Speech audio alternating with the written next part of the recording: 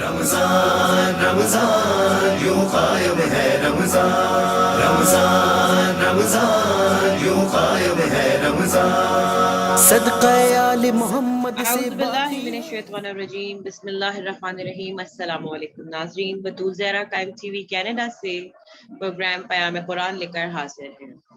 جیسے کہ آپ جانتے ہیں کہ رمضان تیزی سے گزر رہا ہے اور اب ہم داخل ہو چکے ہیں شب قدر کی ساعتوں کے اندر۔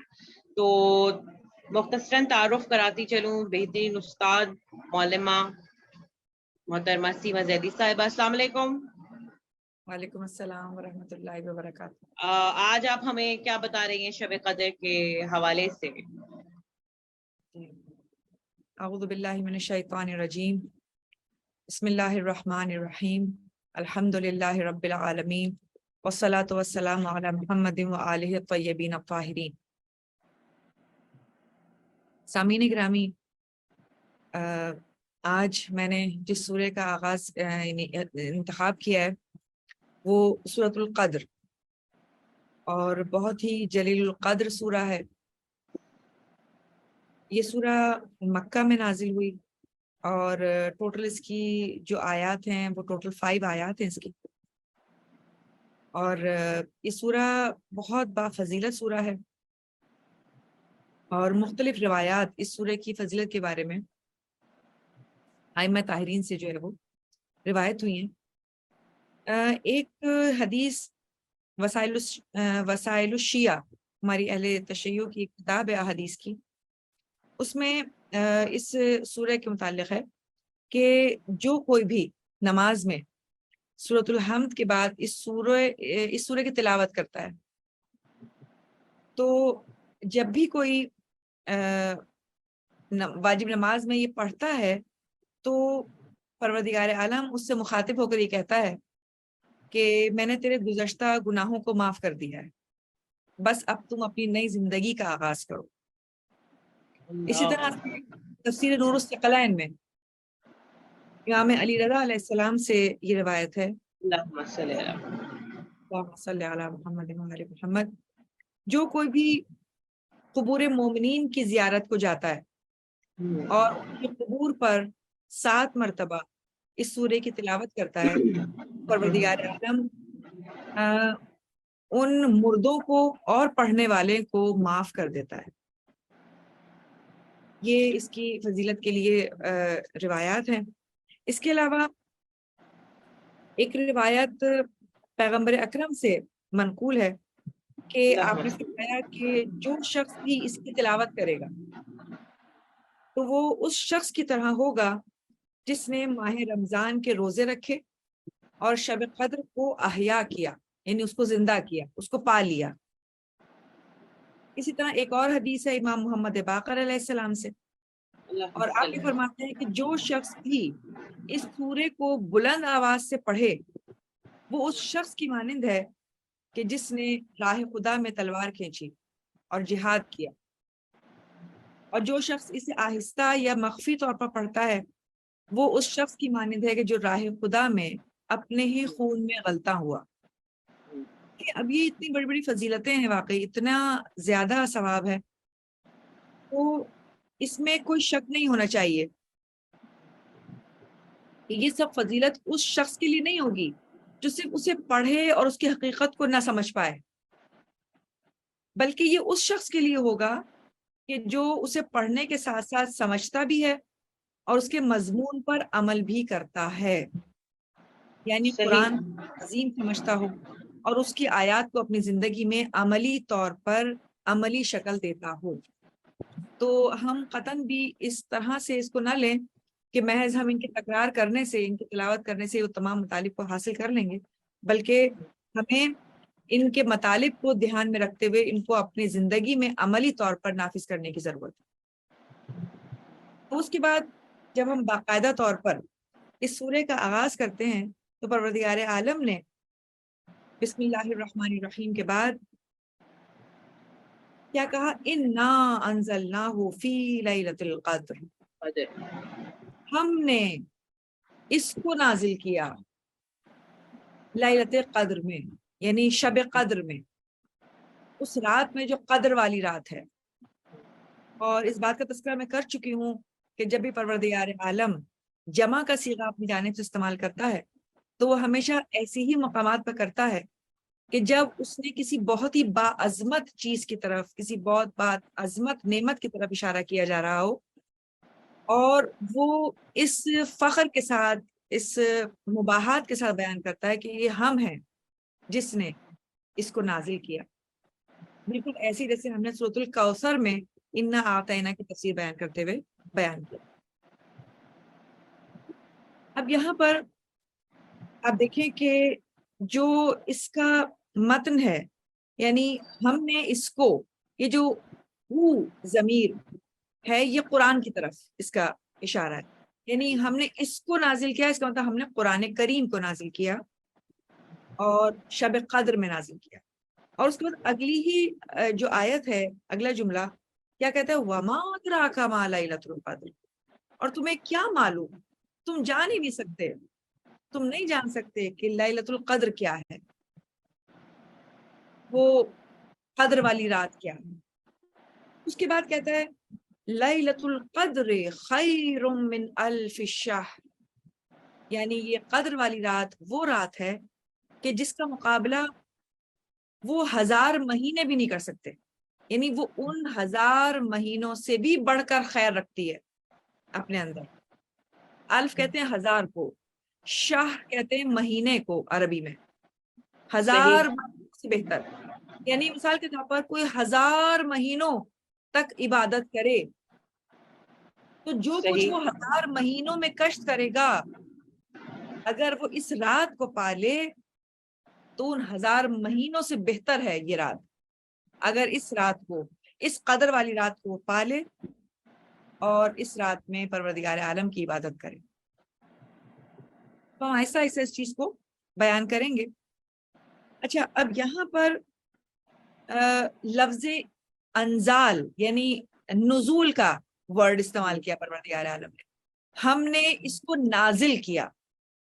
دیکھیں، ہم نے دیکھا کہ رسول اکرم کے جو رسالت کے جو دور ہے ان کی زندگی میں، وہ 23 سالہ دور، یعنی 40 سال کی عمر میں انہوں نے ظاہری طور پر نبوت کا آغاز کیا، اور 63 سال کی عمر میں چونکہ وہ اس دنیا سے پردہ فرما گئے، تو اس پورے 23 سال کے عرصے میں مسلسل پے در پے مختلف جگہوں پر مختلف وقتوں میں جو ہے وہ قرآن کا نزول ہوتا رہا. صحیح. پر عالم اس سورہ میں یہ کہتا ہے کہ ہم نے شب قدر میں نازل کیا ہے قرآن کو. تو اب اس کے اندر بہت ساری جو ہے وہ معنی بیان کیے جاتے ہیں علماء کی جانب سے. ایک بیان یہ ہے کہ وہ یہ کہتے ہیں کہ اس کا مطلب یہ ہے کہ قرآن کریم کا نزول 2 بار ہوا ہے، یعنی ایک مرتبہ پورے کا پورا قرآن شب قدر میں نازل ہو گیا، صحیح، اور ایک مرتبہ تدریجی طور پر گریجولی ان 23 ایئرز میں، 23 سالوں میں آہستہ آہستہ کر کے مختلف مواقع پر نازل ہوا. تو 2 قسم کے نزول ہو گئے، ایک دفعی نزول یعنی انسٹنٹینیس، اسپونٹینیس، ایک ہی دفعہ میں سب کچھ ہو گیا، ایک ہی دفعہ میں پورا کا پورا قرآن نازل ہوا، ٹھیک ہے. اور چونکہ اگر ایک ہی دفعہ میں نازل ہوا ہے تو وہ پھر اسی شب قدر میں نازل ہوا جو ماہ رمضان میں ہمیں نصیب ہوئی ہے، جو ہر سال ہمیں ماہ رمضان میں نصیب ہوتی ہے. اچھا، پھر دوسری بات وہ کہتے ہیں کہ دوسرا نزول یعنی قرآن کریم کا تدریجی ہے، یعنی گریجول نزول، یعنی آہستہ آہستہ کر کے، تھوڑا تھوڑا کر کے نازل ہوا. اور یہ دونوں اپنی جگہ پہ مسلم ہے، یعنی وہ بھی ایک بار ضرور ہوا ہے اور یہ بھی بتدریج ہوا ہے، ٹھیک ہے. یعنی کہ 2 بار قرآن کریم جو ہے وہ اس طرح سے نازل ہوا. یا وہ یہ کہتے ہیں کہ شاید یہ جو کہا جا رہا ہے کہ ہم نے شب قدر میں اس کو نازل کیا، تو اس کا مطلب ہے شاید آغاز اس رات سے کیا گیا ہوگا، یعنی پہلی وحی شاید اس رات میں آئی ہوگی، تو ہم نے کہا کہ ہم نے اس کو نازل کیا. اور علماء اہل سنت میں یہ چیز زیادہ مشہور ہے کہ شب قدر میں قرآن کا نزول کا آغاز ہوا، یعنی پہلی وحی شب قدر. لیکن ہمارے ہاں اس چیز کا جو ہے، اس بات میں اختلاف ہے. وہ کہتے ہیں کہ یہ جو نازل کرنے والا جو ورڈ ہے یہ اس یعنی چیز کے لیے ہوتا ہے کہ جب وہ چیز مکمل طور پر اتر جائے، آ جائے. یعنی اگر وہ یعنی کہ جز کے طور پر آئی ہے تو اس پر ہم نزول کا اطلاق نہیں کر سکتے. ہم یہ نہیں کہہ آپ کا سکتے کہنے کا مطلب یہ کہ یہ کمپلیٹ ڈاکیومنٹ آیا ہے اس رات کو. جی ہاں، مطلب ہمارے علماء یہ کہتے ہیں کہ جب تک مکمل نہیں ہوگا، یعنی کہ مکمل نہیں اترے گا جب تک ہم نزول کا ورڈ استعمال نہیں کر سکتے. بالکل صحیح، بالکل صحیح. تو اس لیے وہ کہتے ہیں کہ چونکہ پروردگار عالم نے نزول کا ورڈ استعمال کیا ہے، اس لیے یہ کہا جاتا ہے کہ احتمال یہی ہے کہ ایک دفعہ پورا کا پورا قلب مطہر پہ، یعنی قلب مطہر رسول پر اترا، اس رات میں اترا، اور ایک مرتبہ پھر یہ آہستہ آہستہ تدریجی طور پر، یعنی پہلے ایک مرتبہ پورا کا پورا نازل ہو گیا، اور پھر اس کے بعد مختلف مقامات پر اسی میں سے اس شان نزول کے مطابق، ان حالات و واقعات کے مطابق جو آیت بھی پروردگار عالم نازل کرنا چاہتا تھا وہ آیت پھر نازل کرتا رہا، اور پورے 23 سال کے دوران یہ نازل ہوتا رہا، اور پھر جا کر یہ مکمل ہوا. اس طرح سے یہ بات اس سے سامنے آتی ہے. اس کے بعد ایک روایت ہے پیغمبر اکرم کے حوالے سے، اور کچھ تفاسیر میں اس روایت کو کوٹ کیا گیا ہے. وہ کہتے ہیں بنی اسرائیل میں سے ایک شخص تھا جو مسلسل لباس جنگ کو اپنے زیب تن رکھتا تھا، مسلسل جنگ کے لباس کو پہنے رکھتا تھا، اور اس نے 1000 مہینوں تک اسے نہیں اتارا. اچھا. یعنی وہ ہمیشہ جہاد فی سبیل اللہ میں مشغول رہنا چاہتا تھا اور آمادہ رہتا تھا. تو پیغمبر اکرم نے اپنے اصحاب کے ساتھ اس بات جب تذکرہ کیا تو اصحاب نے مطلب تعجب کا اظہار کیا کہ یہ کتنی بڑی اس کو فضیلت ملی کہ اس نے 1000 مہینوں تک مسلسل اس کام کو جاری رکھا اور اس کا ثواب حاصل کیا، اس کی فضیلت حاصل کی. اور یہ ان سے کہا کہ کاش کہ ہم بھی اس قسم کی کوئی ایسی فضیلت حاصل کر پائیں کہ جو اتنے لمبے عرصے تک ہم مسلسل اس کو حاصل کریں. تو کہتے ہیں کہ اس وجہ سے یہ سورہ جو ہے وہ نازل ہوا، اور اس میں جو آیت ہے کہ 1000 مہینوں سے بہتر ہے یہ رات. یعنی اگر تم اس رات میں عبادت کرو جو قدر والی رات ہے، جس رات کو ہم نے چنا کہ ہم قرآن کا نزول اس رات میں کریں، کتنی بابرکت رات ہے وہ کہ ہم نے قرآن کے نازل کرنے کے لیے بھی اسی رات کو چنا. اور یہ وہ رات ہے کہ جو جس کے لیے کہا جاتا ہے کہ یہ پورے سال کے انسان کے مقدر کا فیصلہ اس میں ہوتا ہے، اور اس میں انسان کے مقدر کے فیصلے لکھے جاتے ہیں. جو سال بھر میں اس کے ساتھ پیش آنے والا ہوتا ہے وہ لکھا جا رہا ہوتا ہے، اس کی رزق معین ہو رہا ہوتا ہے، اس کی عمر کا اندازہ لگایا جا رہا ہوتا ہے. تو یہ تمام کام اس ایک رات میں ہوتے ہیں. تو اس ایک رات کی عبادت اتنی ہی ہے جیسے گویا تم نے 1000 مہینوں تک عبادت کی ہو. اس طرح سے اس کو بیان کیا گیا. یہاں میرا ایک سوال ہے. جی ہمارے یہاں 15 شعبان بھی یہی کہا جاتا ہے کہ اس رات فیصلے مقدر ہو رہے ہوتے ہیں، نصیب لکھے جا رہے ہوتے ہیں. جی تو ہاں جی مطلب ہم اس کو بڑا مانے یا اس کو بڑا مانے، کیا سمجھ میں نہیں آ رہا. ہر رات کی اپنی فضیلت ہے، لیکن شب قدر کے اوپر تو کوئی بھی رات فضیلت نہیں رکھتی ہے نا. 15 اچھا، یعنی شعبان سب سے افضل ہے یہ. سب سے افضل صاحبت ہے، سب سے افضل تو ہے یہ. بلکہ 15 شعبان کی رات کو کہا جاتا ہے کہ شب قدر کے بعد اگر کوئی رات فضیلت رکھتی ہے تو 15 شعبان کی رات ہے. ٹھیک ہے نا. تو یہ فضیلت شب قدر کی ہے، اس لیے کہ دیکھیں جب نص آ جاتی ہے نا، یعنی کہ جب قرآن کی طرف سے کوئی ثبوت مل جاتا ہے. آیت قرآن ایک مکمل طور پہ ایک ثبوت ہے، ایک مہر ہے کسی چیز کی فضیلت کے بارے میں. تو شب قدر کی جو فضیلت ہے وہ قرآن کا سورہ باقاعدہ پورا کا پورا اس رات کی فضیلت کے بارے میں، اس قرآن کی عظمت کے بارے میں اتر رہا ہے کہ جس رات میں فرشتے زمین پر اتر رہے ہیں باقاعدہ طور پر. اور کہتے ہیں کہ اتنے فرشتے اترتے ہیں کہ زمین تنگ ہو جاتی ہے، اتنے فرشتے اترتے ہیں. یہ سٹل ابھی بھی ہوتا ہے شب قدر میں؟ بالکل بالکل، ہر سال. بلکہ یہ میں آپ کو بتانے والی تھی کہ اس میں ایک باقاعدہ روایت بھی ہے کہ پوچھا گیا کہ کیا ایسا ہے کہ شب قدر بس اسی زمانے میں تھی یا پیغمبر اکرمی کے دور میں نصیب ہوئی ہے یا پچھلے انبیاء کے بارے میں، کس کے بارے میں روایات موجود ہیں. اچھا.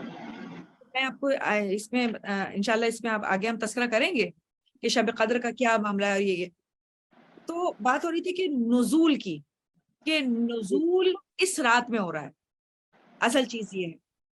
اور اسی طریقے کا ایک اور جملہ سورہ دخان میں بھی پروردگار عالم نے عرض کیا انا انزلناہ فی لیلۃ مبارکہ انا کنا منذرین فیہا یفرق کل امر حکیم.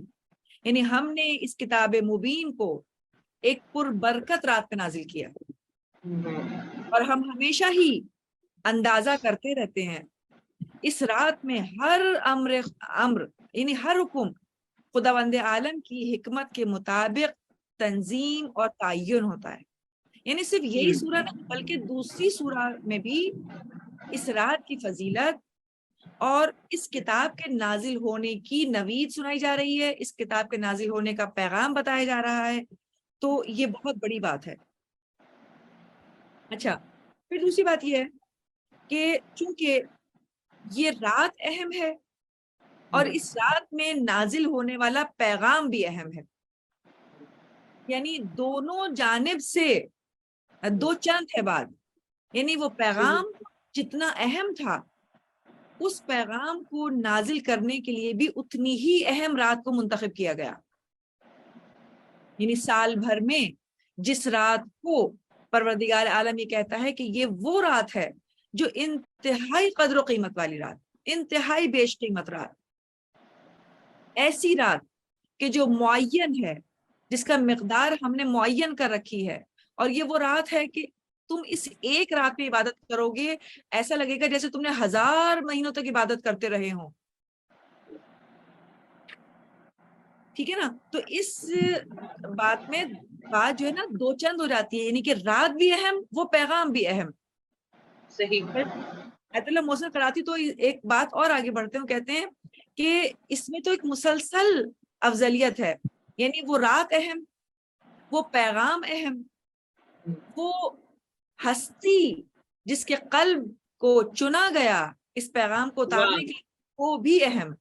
یعنی چاروں طرف سے فضیلتوں کا ایک سمندر ہے، چاروں طرف سے کہکشاں ہے فضیلتوں کی جو جمع کر دی گئی ہے، اور اس سورہ کے اندر اس کا بیان کیا جا رہا ہے. اسی طرح سے دیکھیں یہ میں اس لیے اس کو زیادہ بھی بیان کر رہی ہوں کہ اس میں نہ صرف قرآن کریم کی عظمت بیان ہو رہی ہے بلکہ اس رات کی، یعنی ماہ رمضان کی. اس وقت ہم ماہ رمضان میں موجود ہیں. جو شخص بھی ماہ رمضان میں موجود ہے اور انشاءاللہ ان شب قدر کی راتوں کو درک کر لے گا، پا لے گا، تو یہ پیغام بہتر ہے کہ ہم جب دے رہے ہیں تو کتنے لوگ ایسے ہوں کہ جو اس کی فضیلت کو سن کر اور زیادہ آمادہ ہو جائیں. تو اس لیے میں نے چاہا کہ اس کو اور زیادہ اچھے طریقے سے بیان کیا جائے کہ اس شب قدر کی فضیلت کیا ہے. یعنی ایک اور حدیث ہے پیغمبر اکرم کے حوالے سے جس میں انہوں نے بنی اسرائیل کے کچھ افراد کا تذکرہ کیا، 4 افراد کا ذکر کیا ہے انہوں نے، کہ جنہوں نے 80 سال تک بغیر کسی گناہ کے خدا کی عبادت کی.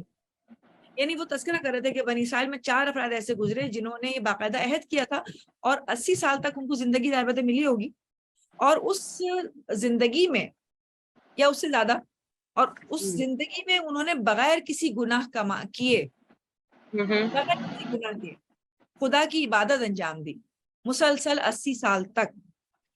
تو اس پر بھی اصحاب نے آرزو کی کہ کاش ہمیں بھی اس قسم کی توفیق مل جاتی. تو ان کی اس خواہش کے لیے کہ انہوں نے یہ خواہش کی کہ ہم بھی اسی طرح سے عبادت کرتے، پروردگار عالم نے وقت کو کم کر کے ان کو وہی فضیلت عطا کر دی کہ انہوں نے تو 80 سال تک خدا کی عبادت کر کے اس مقام کو پایا. میں چاہتا ہوں کہ ایک ہی رات میں خدا کی عبادت کر کے اس مقام کو حاصل کرو، اس ثواب کو حاصل کرو، اس فضیلت کو حاصل کرو جو انہوں نے اتنی لمبی زندگی گزار کر جو ہے وہ خدا کی عبادت میں صرف کی. یہی فضیلت ہے نبی کریم اور ان کی امت کی. یہی وجہ ہے کہ چونکہ وہ سردار انبیاء ہیں اور گزشتہ کو جو کچھ بھی ملا اس سے کہیں زیادہ رسول خدا کو اور ان کی امت کو نصیب ہوا ہے. سبحان اللہ سبحان راتوں میں اللہ، کیا اب شان. دیکھیں رات کا وقت کتنا ہے؟ زیادہ سے زیادہ 6 یا 7 گھنٹے کا، یا اگر جی 10 گھنٹے بھی ہم اس کو شامل کر لیں، 10 گھنٹوں کے اندر ہم اگر اس پورے 10 گھنٹوں کو بھی مثال کے طور پر عبادت میں گزارتے ہیں تو ان 10 گھنٹوں کے بدلے ہمیں 1000 مہینوں کی عبادت کا ثواب ملے، ہمیں 70 80 برس 100 سال کی عبادتوں کا ثواب مل جائے. آپ مجھے بتائیں کہاں سے نقصان کا سودا ہے؟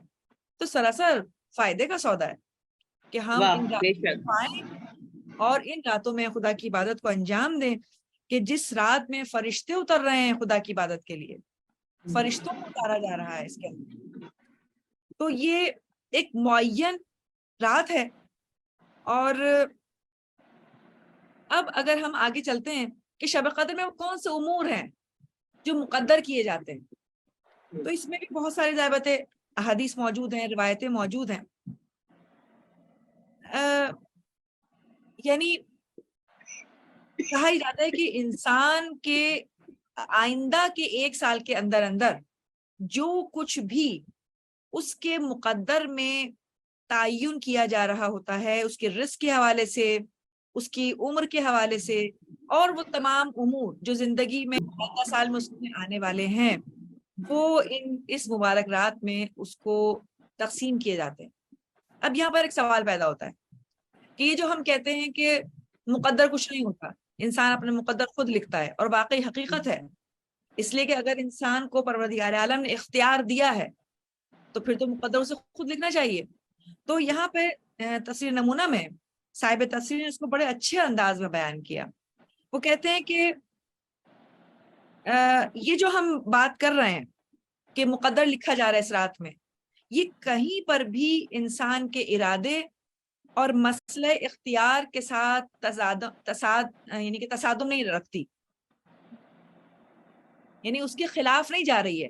یہ جو ہم کہتے ہیں کہ پروردگار عالم نے انسان کو اختیار دیا ہے، تو ایسا نہیں کہ یہاں پر اس رات میں اختیار کو سلب کر کے اور لکھ دیا گیا بس اب تمہارے مقدر میں یہ ہے یہ ہے یہ ہے، اس کے بعد کچھ نہیں ہونے والا. نہیں، ایسا نہیں ہے. اگر ایسا ہوتا تو پھر ہمیں دعا کا اختیار کیوں دیا جاتا؟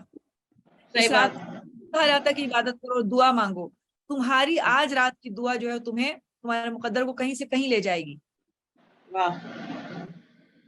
کیونکہ فرشتوں کے ذریعے جو تقدیر لوگوں کی یہاں پر لکھی جا رہی ہے وہ ایسے ہی اندھا دھند نہیں لکھی جا رہی، بلکہ ان کی جو شائستگی ان کے کردار میں موجود ہے، جو لیاقت، جو اہلیت انہوں نے اپنے کردار میں بنائی ہے، جو ان کا ایمان و تقوی کی منزل ہے، جو ان کے اعمال کی نیت ہے، ان تمام بنیادوں پر یہ طے کیا جا رہا ہوتا ہے کہ اب یہ کس چیز کا اہل ہے، اب اس کے ساتھ آئندہ سال میں کیا ہونا چاہیے.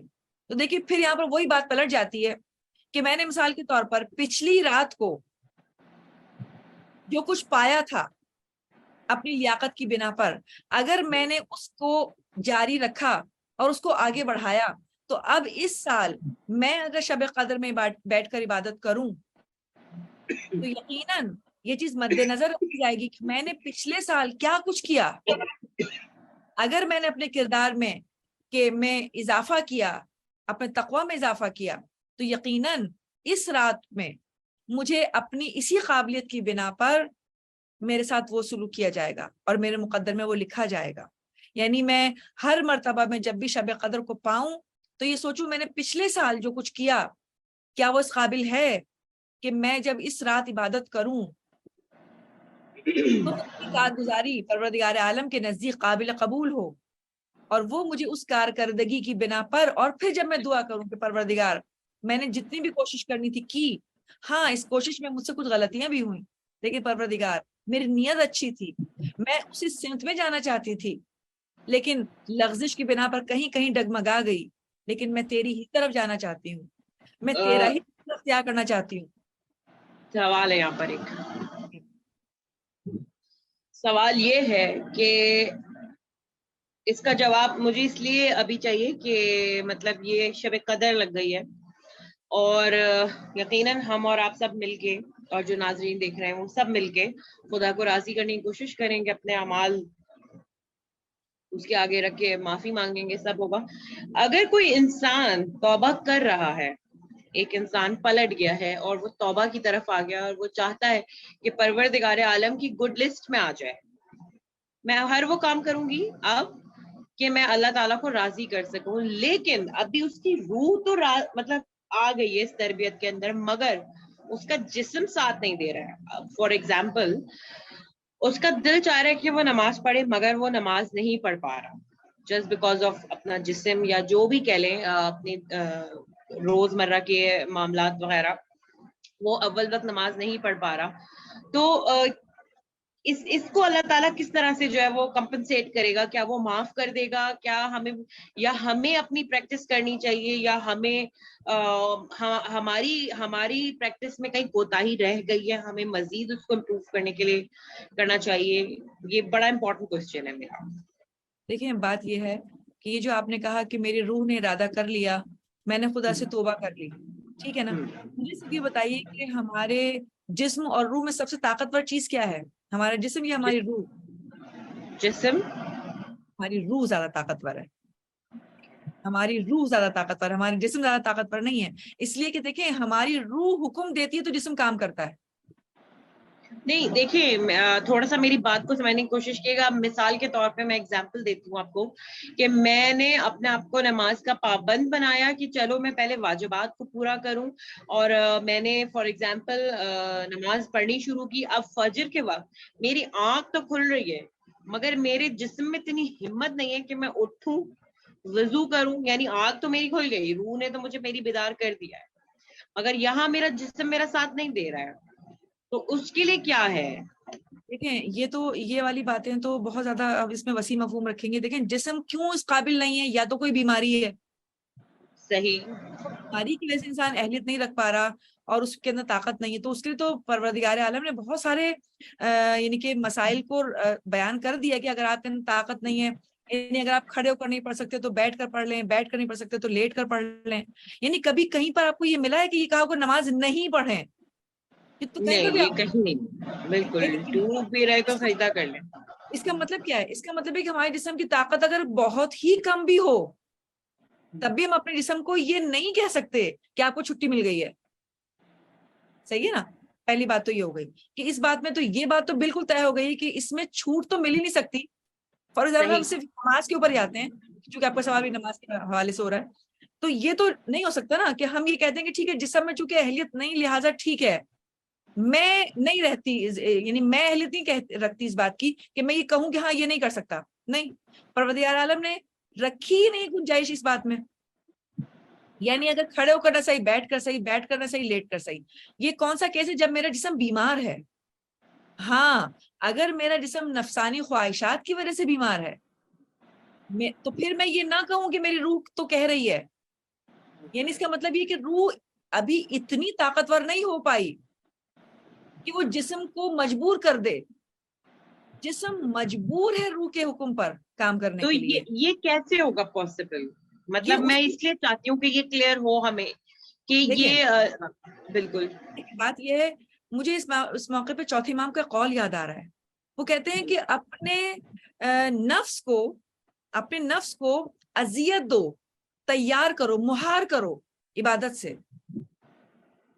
یعنی تم اگر چاہتے ہو، تم یہ سمجھ رہے ہو کہ دیکھو میں چاہ تو رہا ہوں لیکن میرا جسم تیار نہیں ہو پا رہا، تو تم اپنے آپ کو زبردستی تیار کرو اس کام کے لیے.